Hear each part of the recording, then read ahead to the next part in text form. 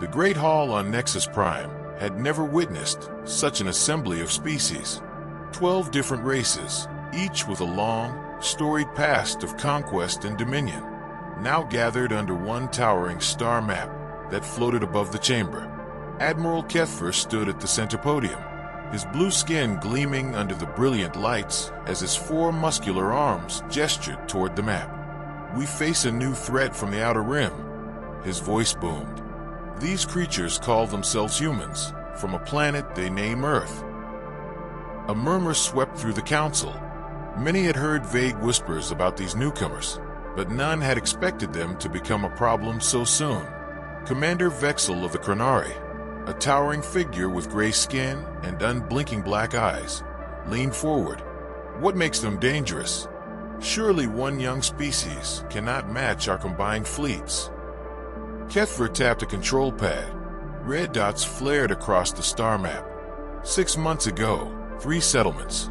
Now 40. A wave of unease rippled through the delegates. A Sark representative hissed. "Do they breed like insects?" "No," Kethver said grimly. "But they build like no species we've seen. And their ships are different." The map zoomed in, revealing grainy images of human vessels, all hard angles and weapon mounts, designed not for elegance but for war. "They ignore our first contact protocols," Kethver continued.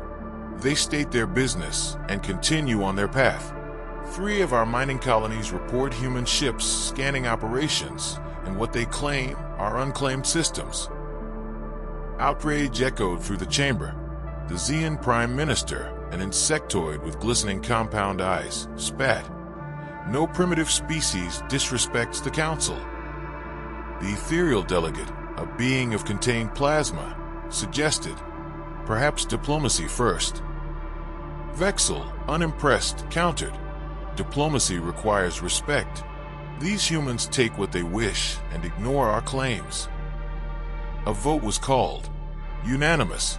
The Galactic Council would send a combined fleet, 847 ships from 12 species, to crush this insolence. Vexel, the Council's most accomplished enforcer, would command.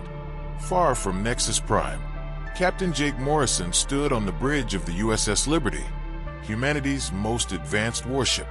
Calm, sharp-eyed, and seasoned by years of command, Jake's gaze swept across his bridge crew. Communications Officer Amy Johnson, Tactical Officer Ben Rodriguez, Chief Engineer Lisa Parker, and Security Chief Kate Williams. All reported normal. The Liberty, with its 2,400 crew, patrolled the edge of human space, unaware it was about to face the largest armada in galactic history.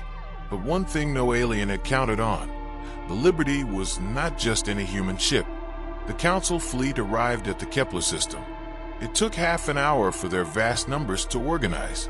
Vexel commanded from the Eternal Dominion, a massive 3-kilometer flagship bristling with city-destroying weapons. "Status," he demanded. "All ships in formation, sir. 1 human contact detected, 2 light hours away." "1 ship? Confirm it." "Confirmed. 1 ship, 2 kilometers in length. Moving straight for them. No hesitation. No fleet." Vexel scowled. "They're either suicidal or mad. Prepare the surrender broadcast." The Council fleet transmitted their ultimatum.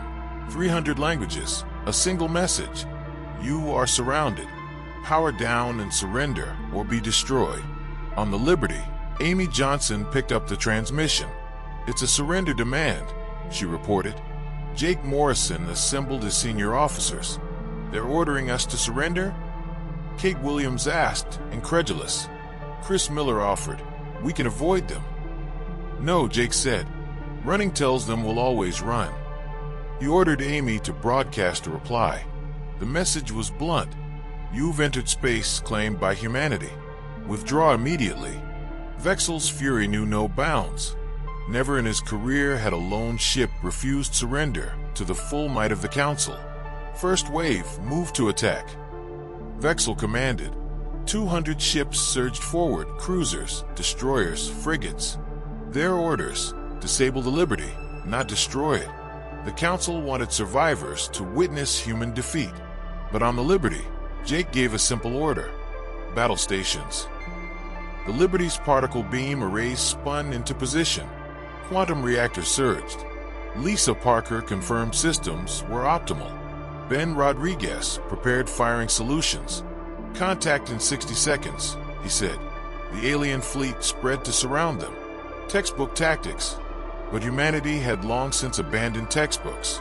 When the first salvo came, plasma torpedoes and energy beams slammed into the Liberty's shields. The ship barely trembled. Shields at 96%. Ben reported. Return fire. The Liberty's particle beams stabbed through the void. One Leoporian cruiser vaporized in a flash of light. Seconds later, 3 more ships exploded. Within 30 seconds, 4 enemy vessels were gone. Vexel's horror mounted. Second wave. Full assault. Over 300 ships advanced. A wall of fire and death. Plasma blasts, energy lances, missile trails streaked through space. The Liberty's shields held at 78%. But what the Council hadn't known was that the Liberty wasn't just a warship. It was a prototype, armed with experimental technology reverse-engineered from something humanity had discovered a decade earlier. In deep space, near a dead world called Delta Prime, the humans had salvaged alien tech from an ancient civilization, a species the Council believed extinct. Unknown to the Council, those ancient systems now powered the Liberty's weapons and shields. Human engineers had made improvements no alien race had ever imagined possible. Ben targeted 6 ships simultaneously. 6 beams. 6 kills. The Council fleet's formation crumbled. Vexel's flagship took a direct hit, systems failing. "How is this possible?" he demanded. His tactical officer stammered. "Their weapon energy is beyond anything we've recorded." Desperation turned to panic. Some alien ships tried to retreat. Jake gave the order. No escape. Within minutes, 647 ships lay wrecked. The Liberty had taken minor shield damage. Human systems barely stressed. The remaining 200 ships signaled surrender. Jake considered it. "We accept. Provide humanitarian aid." The crew, trained for war, shifted to rescue operations. Medical teams transferred to alien ships. The vanquished were stunned by human mercy. Commander Vexel, injured, was brought aboard for surrender talks. In the Liberty's conference room, Jake extended a hand. Vexel stared, then shook it.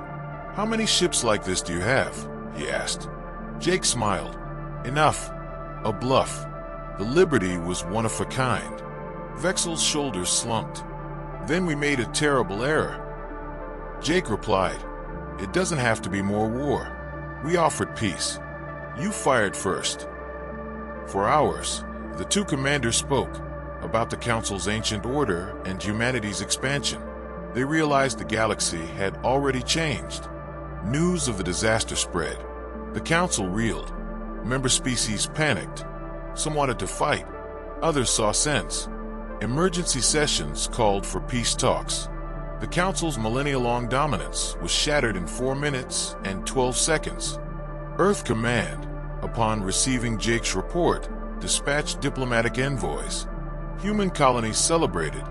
In the galactic capital, shock gave way to quiet acceptance. The age of human isolation was over. The age of human leadership had begun. What no one else knew, not even most of Jake's own crew, was that the Liberty's success wasn't just human ingenuity. Buried deep in Earth's past was forgotten history. Humanity weren't newcomers to the stars. They were survivors. Thousands of years ago, the ancients, a civilization humanity had forgotten, once ruled this part of the galaxy. Their empire collapsed in a cataclysm. The Council species had risen in the aftermath, never realizing the primitive humans they now faced were their ancient overlords' descendants. The recovered technology from Delta Prime hadn't been alien. It had been human, from a lost age when Earth's ancestors ruled the stars. Now, history was beginning to repeat itself. The 4-Minute War wasn't humanity's introduction. It was their return.